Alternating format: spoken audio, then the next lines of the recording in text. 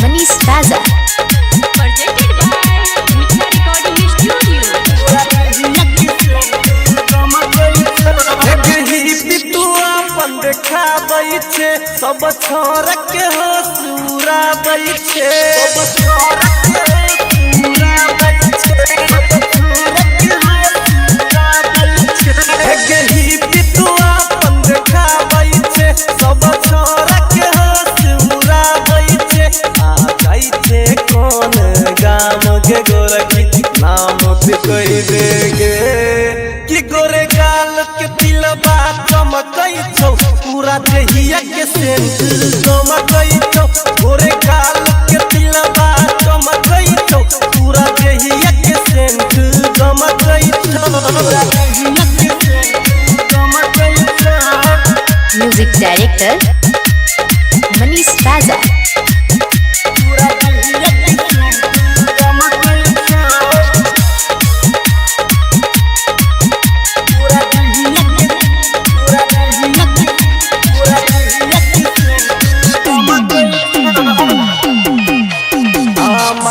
के बिंदिया चमकई छौ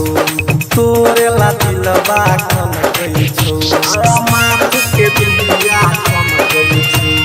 तोरे ला दिलबा चमकई छौ हे माथ के बिंदिया चमकई छौ तोरे ला दिलबा चमकई छौ आ सब दिन तोरे ला हमरो मनबा से हो भटकई छौ होटलाली तुआ सब छोरा के हो सूरा बैठे आ जाइछे कौन गाम के गोरकी नाम तू कह देगे कि गोरे गाल के तिलबा चमकई छौ पूरा देहिया के सेंट चमकई छौ गोरे गाल के तिलबा चमकई छौ पूरा देहिया के सेंट चमकई छौ पूरा देहिया के सेंट चमकई छौ।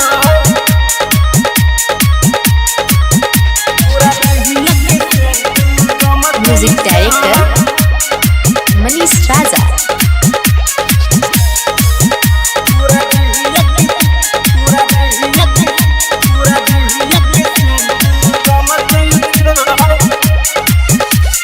पाछा तो हर परल छो राइटर दीपेश आ अभिराम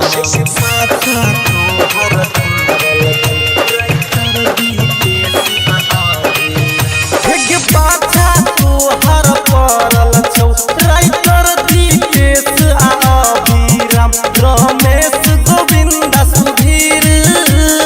लै छै तोरे नाम गे बूढ़ा दीवाना बनै छौ जब रूप तोहर सजै छौ आ जाइछे कौन गाम गे गोरकी नाम तू कह देगे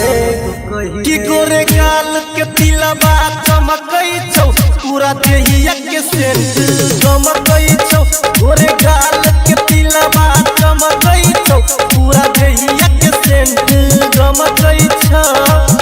हे गही पितुआ अपन देखा बैठे सब छोरा के सूरा बैठे आ जाइछे कौन गाम के गोरकी नाम से कह देगे कि गोरे गाल के तिलबा चमकई छौ पूरा देहिया के सेंट